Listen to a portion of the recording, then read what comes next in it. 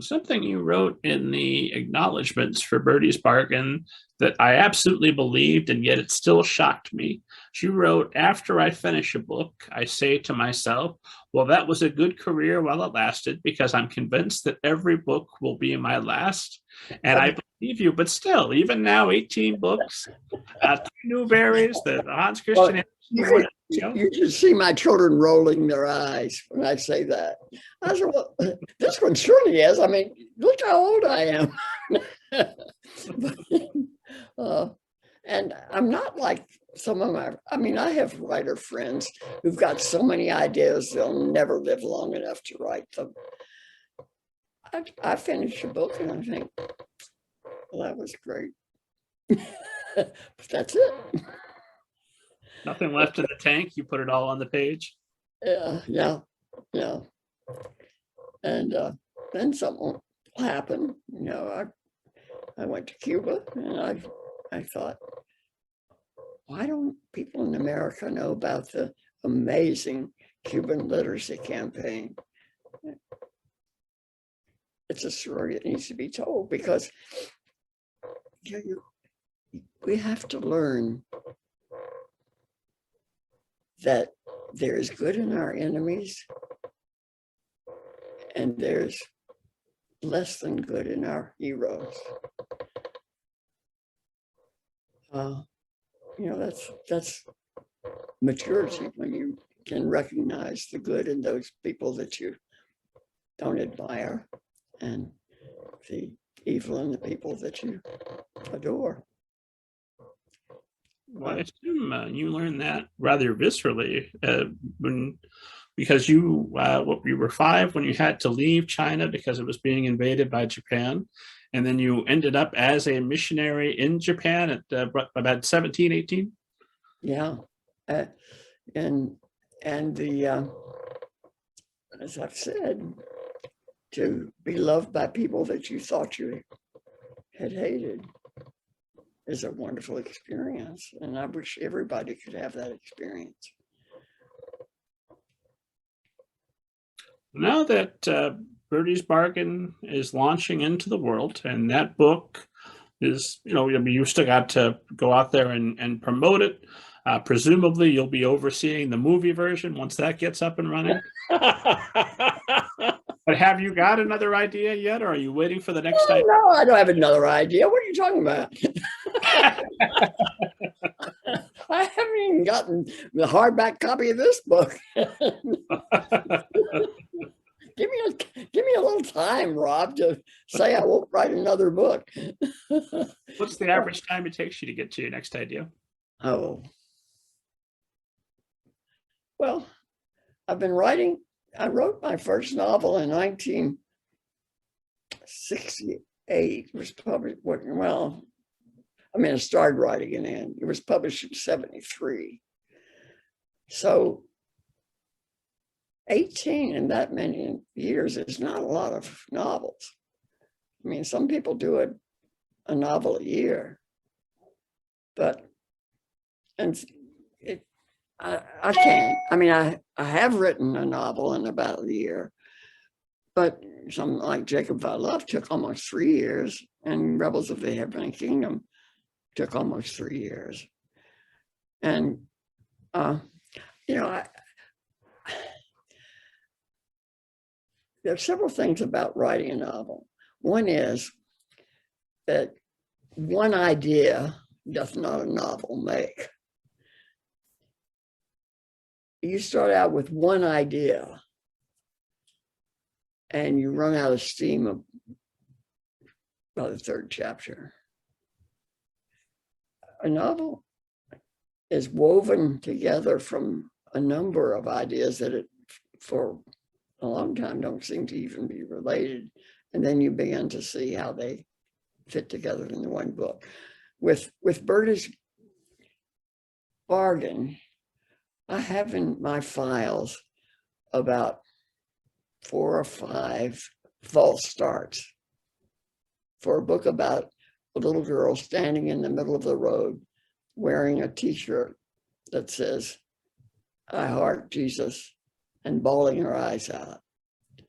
I had that vivid picture of that child, but I didn't know why she was in the middle of the road. I didn't know why she was wearing that t-shirt. I didn't know what was going on in her life. And I tried several approaches to figure out what was happening. But it wasn't until I had another idea about writing about a child who becomes friends, if you can call it friendship, with someone who takes over her life. And because as a child, I had a number, we were moving so often, and I was so needy for friendship that I was easy pickings for predatory friends.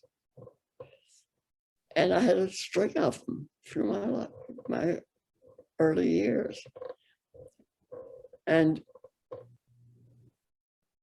one of them was a pathological liar. And when I realized that I could put the child who's crying in the middle of the street because she's going to be very vulnerable, with the book about the child whose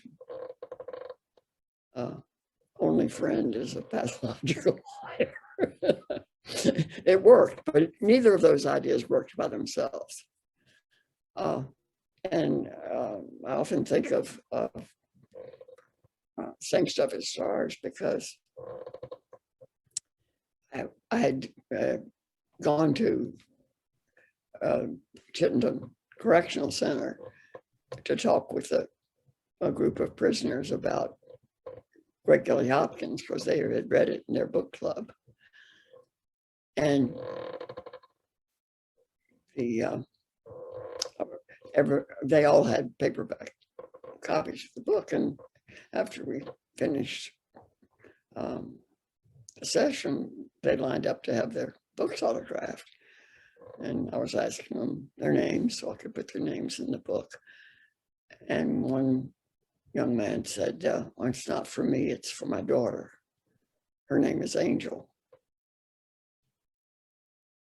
And I wanted to write a book about a little girl named Angel whose father was in prison.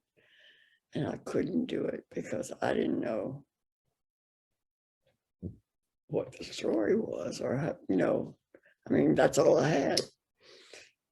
And then I was visiting a friend in California, and she gave me a copy of a magazine that her husband was the editor for, and had a picture of exploding supernova on the back of it that had been captured by the latest telescope.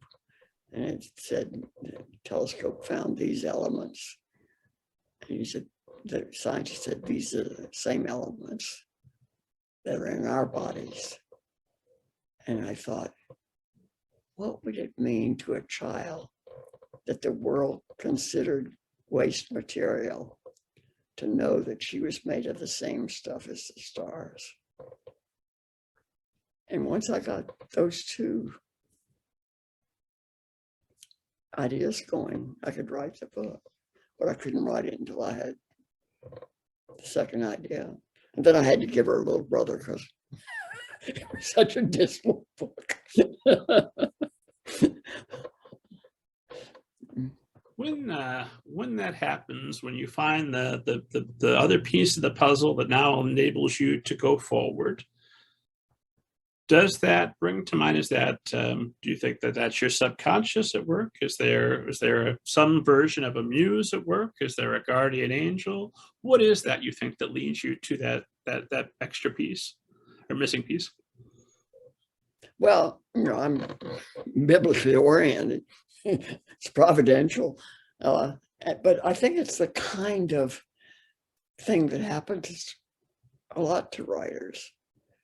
The thing you need suddenly appears. And I mean, I've had friends just, tell me over and over again about some incident like that. And when they've either been stuck or they've not known something, and it's just suddenly there for them. So, I before I became a real writer, I would go hear real writers speak. And sometimes they were so hokey. I thought, well, if I ever get to be a real writer, I'm not going to be hokey. And land of Goshen, am I hokey? Because there's something very mysterious about the whole process. Don't you think so? You're a writer. In fact, I think as Birdie is having doubts about God, and she's wondering, is there anything to this? Well, Birdie, start writing a novel, and you will feel enough of, and you'll bump up against enough of a mystery that says, oh, okay, there it is. There is. It's not very practical. Certainly not for if you're leading a writing workshop and you're trying to give people practical advice about how to get started. It's what I don't teach. I really, people always wanting me to teach writing, and I thought, how can I teach writing when I don't know how I do it? I think there are people who are able to step aside from their own process enough to help people. Simply, I mean, I'm on the board of trustees of the Vermont College of Fine Arts, and the teachers there and the writing programs are absolutely amazing, and they do help people figure out how to shape a novel, and they can't give you talent, and they can't really give you ideas, but they can help you understand what makes a novel good and what makes it work. And I'm not smart enough to do that because I never learned how to do it. I just kind of did it, but I really do, as I said earlier, it's because I read so much. I think that's why subconsciously I know sort of how to shape a novel without ever being taught how to do it. Well, I read in the acknowledgments you were thanking Varian Johnson and some other writers that you attended a workshop with. Yeah, Katherine Paterson comes into one of my workshops. I'm shutting down my presentation. I'm abandoning the lectern. So it's all yours. You'll take it from here. No. In fact, I told the teachers I couldn't come to the workshop because they would, people get intimidated for heavens.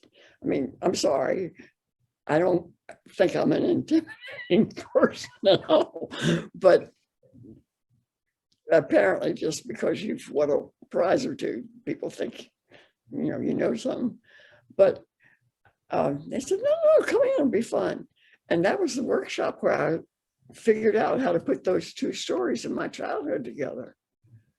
It hadn't occurred to me. And then I thought, well, I'm in the workshop. I got to pretend I'm writing a book.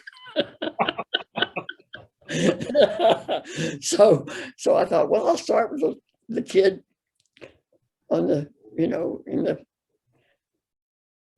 I Heart Jesus t-shirt and see where I go from there.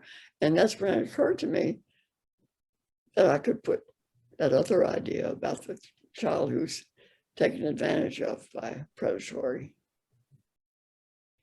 So when you get started and you've got false starts with your initial image, but when you have those two pieces, what happens next? Is it you sit down every day and the story pours out of you over the course of a week? or what happens? Well, I've heard writers say how that happens to them, and I've had days when it seems like it just flows magically, but most days you're putting in a hard day's work.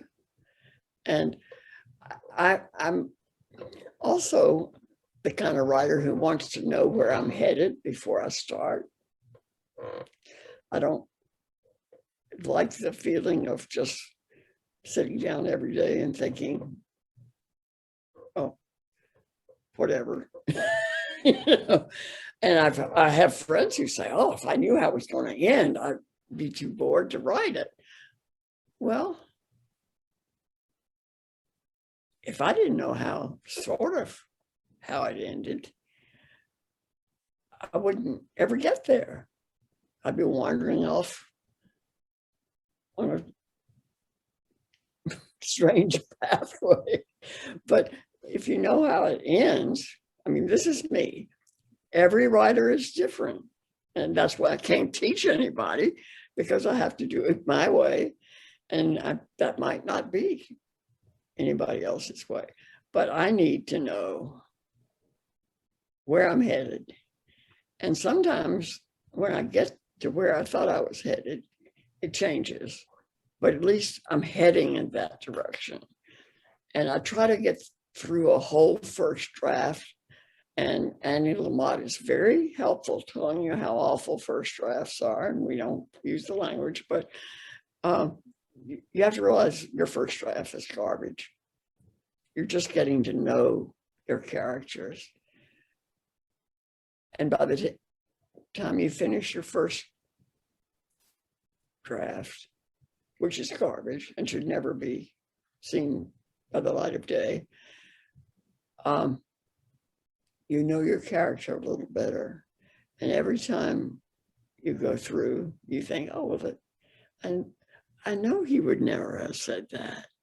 That's just not anything that would ever occur to him. Or I know she wouldn't do that. Because now I know her better, and I know that would be manipulating her in a way that is not true to the character that you've gotten to know. So I love rewriting. I told my editor once that it was the only place in life where you could take spilt milk and turn it into ice cream. And so every time she was suggesting that something needed to be rewritten, she said, remember how much you love to rewrite, Katherine? And I do. That's my favorite part of the writing process. The first draft is very hard for me, but you can't rewrite anything you haven't written. So you have to write something so you can fix it, make it better. And, you know, I just try to get to the end before I start trying to rewrite what I've written, because otherwise you spend your days polishing something that may never appear in the final book. So just get through. Know that you've created garbage in the first draft, but you've got something that you can make better, and that you're willing to put as much time in rewriting into it as it takes.